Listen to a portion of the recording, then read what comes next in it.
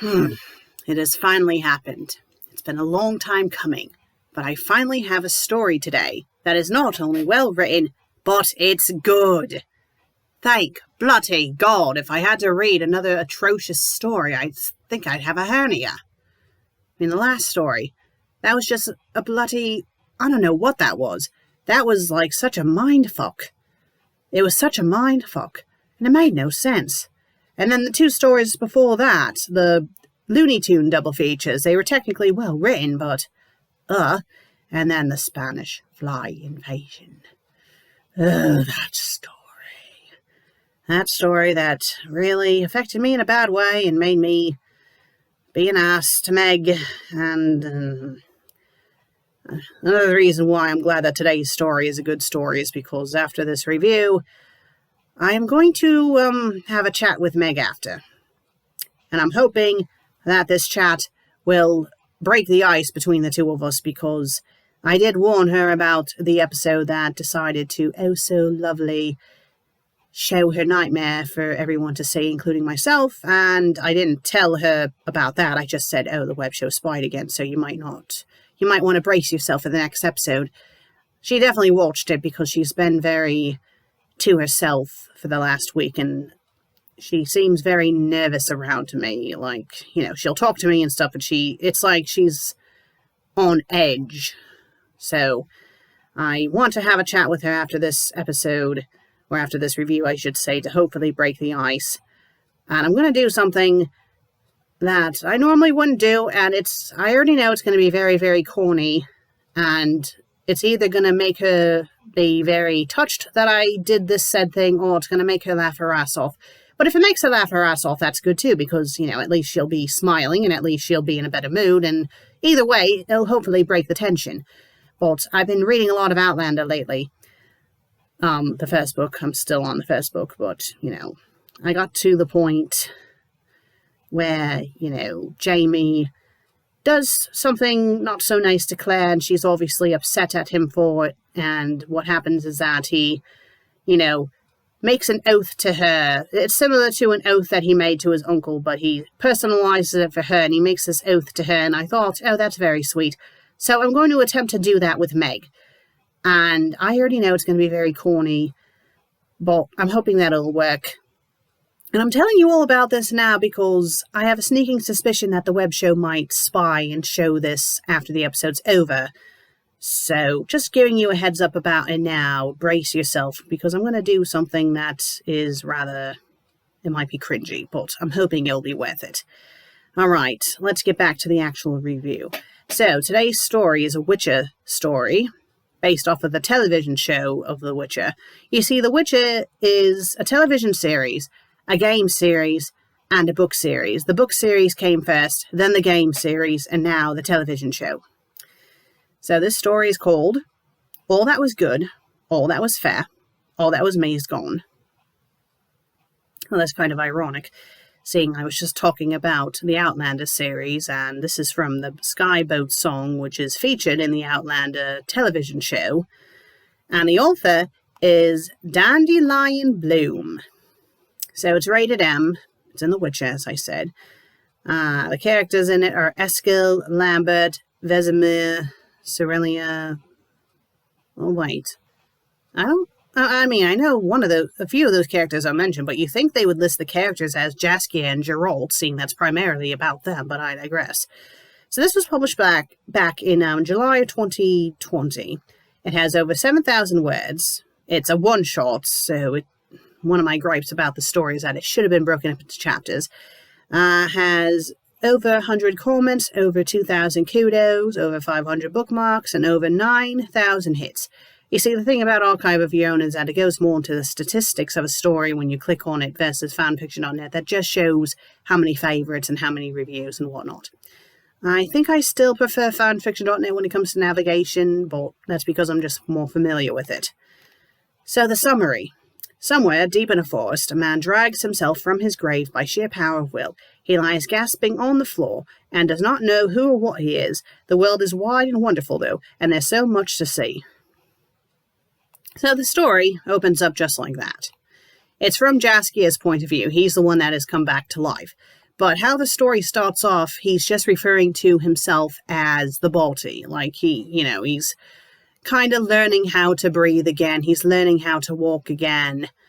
He's taking in all the surroundings, how beautiful everything is, and how the birds are very pretty, and how their music is very pretty. He comes across some wolves, but they turn out to be wogs. Wogs? I'll just say wolves. I'm probably saying it wrong. So he comes across them, but they're afraid of him for some reason, and it'll be later on revealed why. He ends up finding a river, and when he goes to the river, this is where he learns how to talk again. So he, sees his face in the reflection, and he says he's, dirty, and then he starts to say it right. So he cleans himself, and it gets dark, and he's looking up at the sky, and he finds the sky to be utterly fascinating. So it's like he's a newborn babe, but in an adult body, can kind of appreciate the beauty of everything. And he starts to hear a noise, so he follows the noise and comes across a family. It's a family that's camping out on the side of the road for the night, and it's a husband, a child, and his wife. And they notice him, and it goes from their point of view. And they're frightened of him because, he does look human, but he's not quite human, and he has red eyes. So something is obviously off about him. He's kind of like some weird zombie vampire thing, but not quite a zombie or a vampire. But let's just say he's definitely not human anymore. And he, goes back to Jaskier's point of view, and he's talking to the husband because the wife wants nothing to do with Jaskier. She's frightened of him, but the husband is trying to reach out to Jaskier, and he tries to offer him food, and he offers him an apple. But Jaskier, he can't eat the apple. He tries to eat it, but it tastes disgusting, so he just throws it into the fire. And he gets distracted by the fire, so the man and his wife, they decide to leave. And, the man actually does feel bad about it because when Jaskier sees that he's leaving, he's crying out for them to stay, and they won't stay because they're afraid of him. But, at least the husband feels bad about it. So Jaskier is obviously upset. The fire burns out, and he decides to, just keep walking. So it's a couple of days later, and he comes across some plants. And he gets distracted because he starts to have memories of his past life. First he hears a laugh, and it's his own laugh. And then he hears a name, and it's his name. And that's when he knows that he is Jaskier. So his memories are starting to come back to him little by little. So he comes across a village a few days later. And he's hanging out in the village, and he's learning from overhearing the villagers how to talk and stuff again. He begins to realize that he can understand language. So he practices to himself how to speak as he's leaving the village, he's making tones. He, realizes that he can sing, so he tries singing. And as he's leaving the village, he ends up getting attacked by some of the villagers. And, the villagers want him dead just because he's different. And this enrages Jaskier. So he brutally attacks them, he goes on a frenzy, attacks him. He does kill one of them. It's implied that he rips out one of the people's throats, and the other one just runs off. And, he is kind of horrified by what he had done. But, it doesn't really dawn on him exactly what he's done. He's a little bit horrified, but he's just kind of in a weird daze. So he takes one of their horses, and the horse is obviously frightened of him, but he rides on the horse for a bit, and then the horse leaps over a river and causes Jaskier to fall off. He ends up cracking his head against the stones, and you think he's going to drown, but no, he survives this. So this goes into another flashback, and he keeps hearing a voice. It's a man talking to him, and this man has yellow eyes, and it turns out that it's Geralt. So now he's having memories of Geralt. So he wakes up in the water, he can't breathe, and he ends up, getting out of the water, and he vomits, so that way he's no longer, inhaling water. And it's obvious that he's not, dead, that he's not a zombie, because he can still feel pain, he still needs to breathe. It just seems it takes a lot more to kill him now.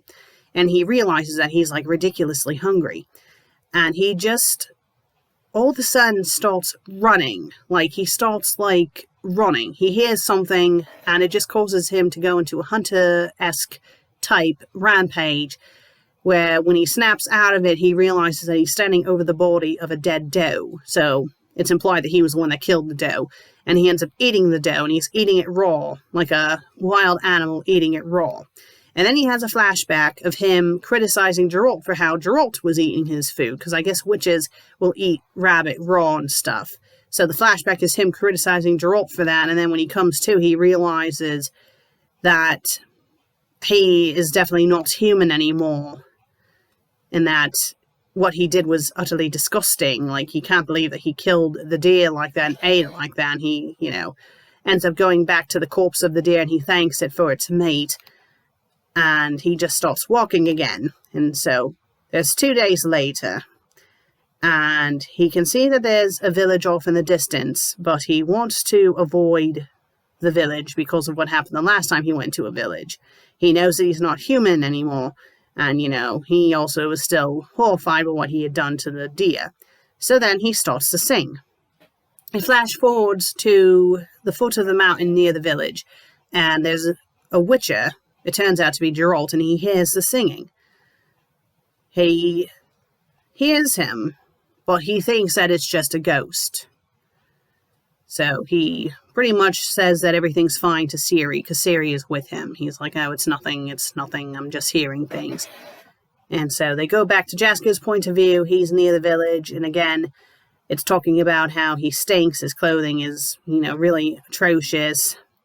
His shoes are ruined, but he avoids the village because he doesn't want to have a confrontation with the villagers again. So it goes into another flashback between him and Geralt, some bonding stuff with them.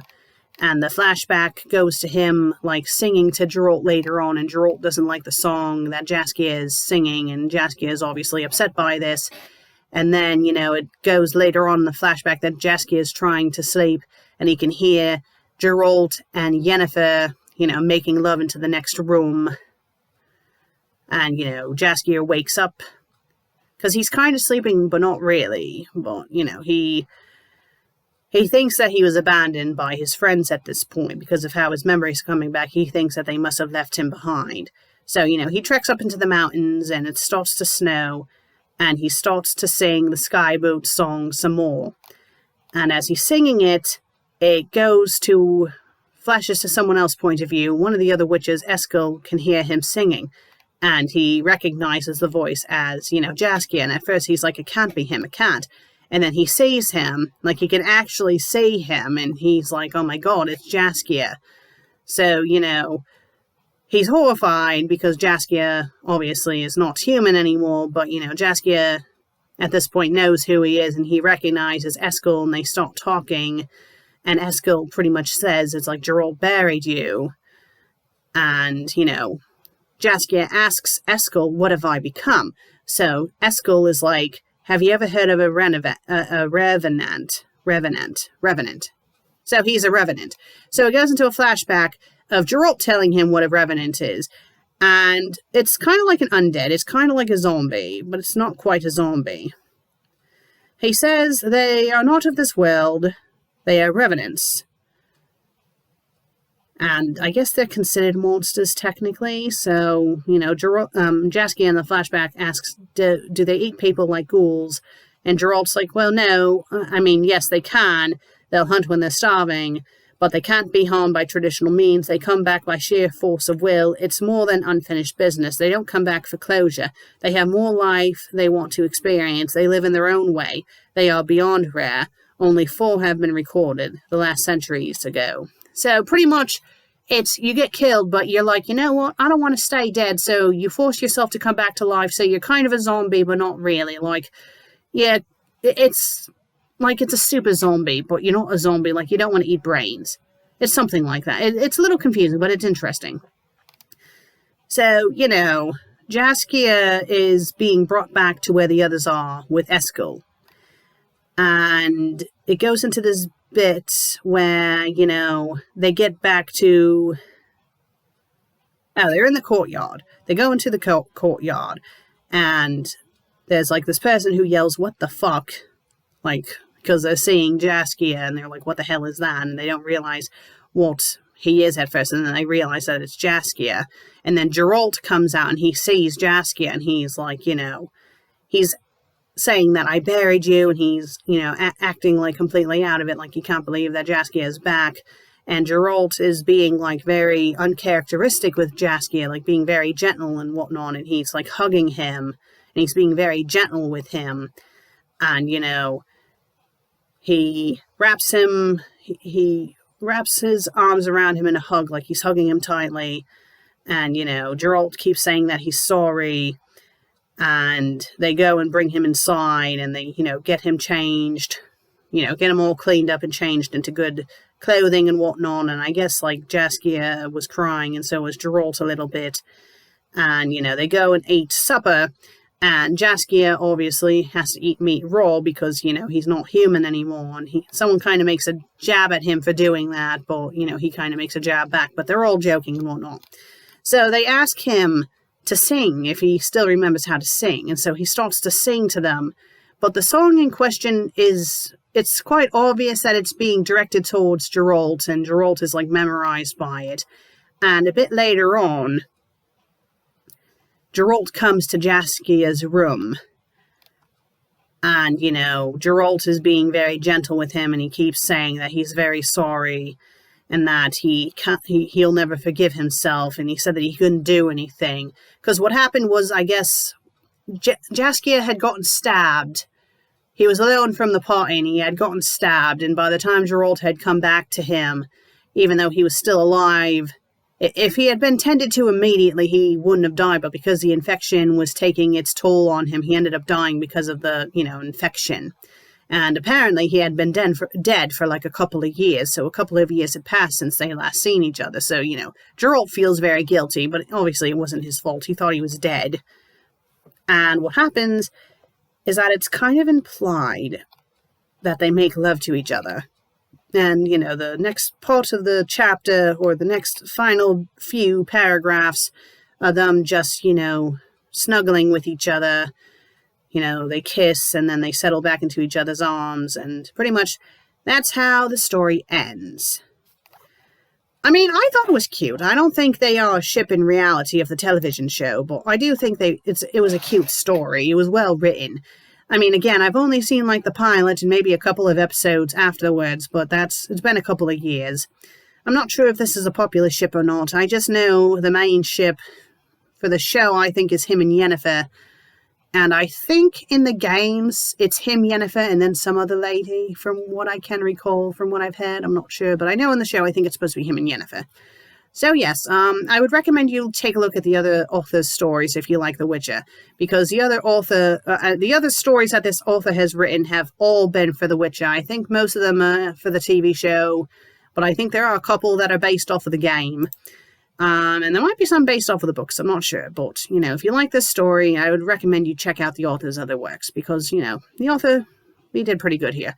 I would recommend in the future, though, for the title, have it be capitalized, and maybe just have the title be All That Was Good, All That Was Fair. And maybe have it be All That Was Me Is Gone, but get rid of the parentheses and just have a comma, because that would just look better. Because when you have parentheses in your title, it's a little clunky, if you know what I mean. But aside from that, it was a well-written story. Well, I hope you all liked today's episode. If you do, please be sure to leave a like and leave a comment. Now, if you haven't subscribed yet, please do. I will greatly appreciate it. I will see you all next week. Wish me luck for what I'm about to do. And if you don't want to see the potential web show spying, I recommend you just exit out of the video after I do my sign-off. I'm sure if the web show is going to spy, I'll have a pop-up telling you to, sod off. So, see you all next week. Until then, cheerio.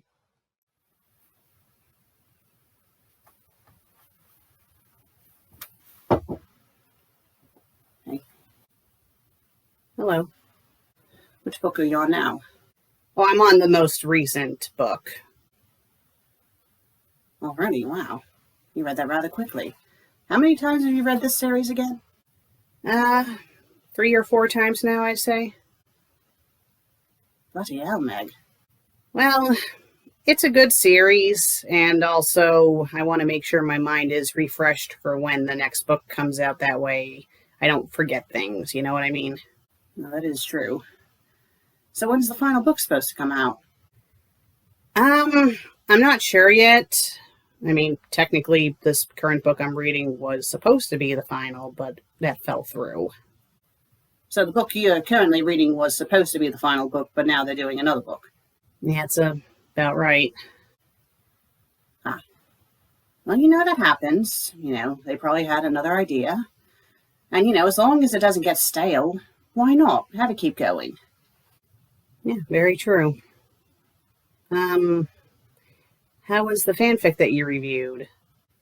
Oh, well, you'll see when I upload the episode. I just finished editing it now, so... Okay. Well, I look forward to it. You did watch the episode I warned you about, didn't you?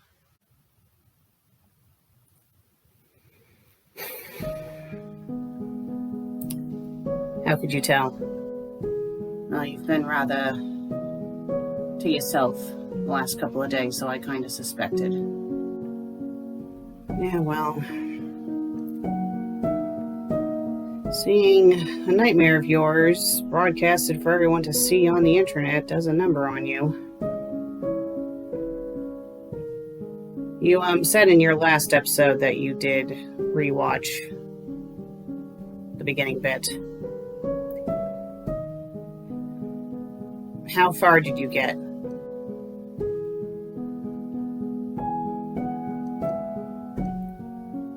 I stopped watching it when it started the actual review itself.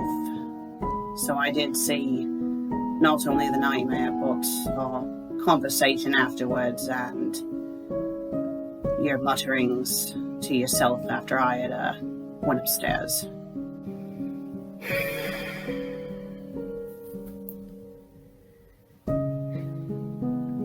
I know you wouldn't. Okay, I know you wouldn't do that again. Me muttering that, it was still fresh. Okay, I was still a bit rattled. I know you wouldn't do that again, and I'm really, really sorry that you had to see that. I really am. Hopefully the stupid web show doesn't showcase any of that crap again. But I am sorry.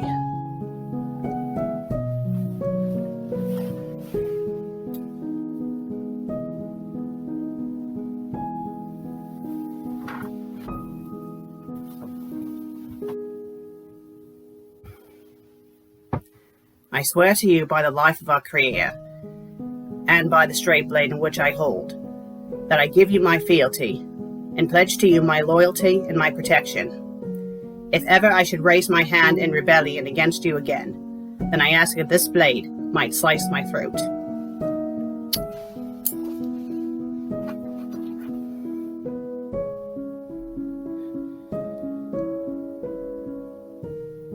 Was that from Outlander? Yes, I've